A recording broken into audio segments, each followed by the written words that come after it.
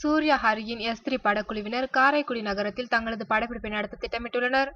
ஹரியின் இயக்கத்தில் சூர்யா நடித்து வரும் படம் எஸ்திரி. சிங்கம் 2 படங்களை தொடர்ந்து அதன் 3வது பாகமாக எஸ்திரி படத்தை ஹரி எடுத்து வருகின்றார்.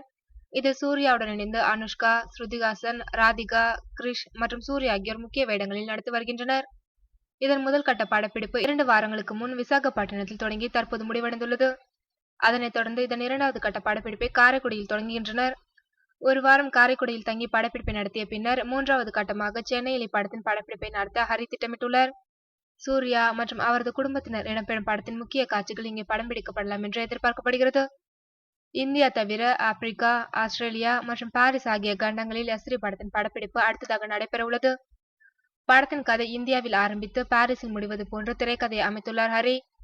இந்த படத்தில் சூர்யா சிபிஐ அதிகாரியாக நடிக்கின்றார் என்பது குறிப்பிடத்தக்கது. ஹாரிஸ் ஜெயராஜ் இசையமைக்கும் இப்படத்தை சூர்யாவின் 2D என்டர்டைன்மெண்ட் நிறுவனமும் ஸ்டுடியோ கிரீன் நிறுவனமும் இணைந்து தயாரிக்கின்றனர்.